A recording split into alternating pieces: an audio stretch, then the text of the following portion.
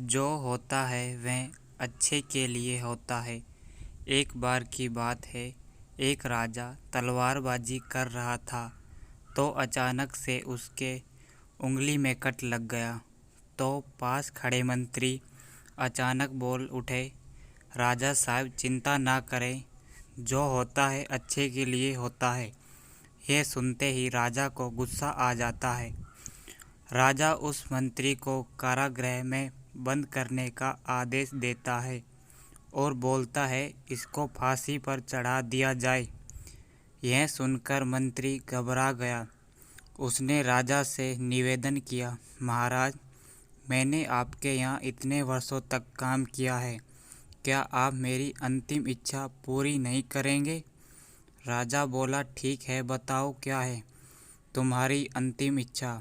मंत्री बोला, कृपया मुझे 10 दिन का समय दीजिए, उसके बाद आप मुझे जो चाहे वो सदा दे दीजिए। राजा ने उसकी अंतिम इच्छा मान ली। राजा दूसरे दिन अपने सैनिकों के साथ जंगल में शिकार पर निकला।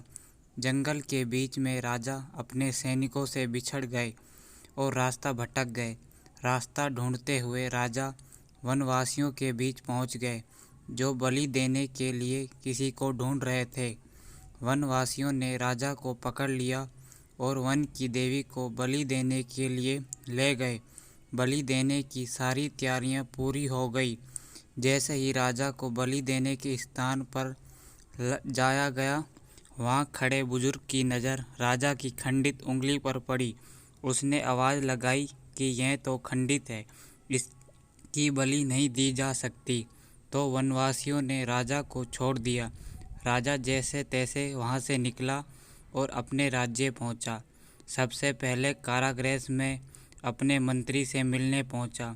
राजा ने मंत्री से कहा, आपने सही कहा था, अगर मेरी उंगली नहीं कटी होती तो मैं जिंदा नहीं होता।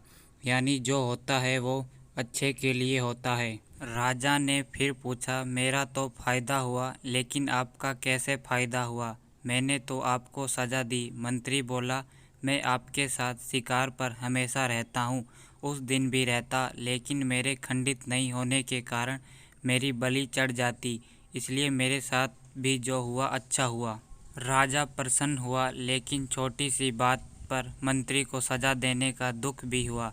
इसलिए राजा ने मंत्री को कारागृह से निकल कर फिर से अपने साथ रख लिया। शिक्षा मोरल, दोस्तों, अपने जीवन में भी बहुत से उतार चढ़ाव आते रहते हैं। कभी कभी कुछ चीज़ें मन मुताबिक नहीं होती है, इस कारण से कभी निराश नहीं होना चाहिए। हमेशा याद रखें, जो होता है अच्छे के लिए होता है। भले ही कुछ अच्छा हो या ना हो, लेकिन उस परिस्थिति के प्रति सकारात्मक नज़रिए रखने से उसका प्रभाव बहुत कम हो जाता है।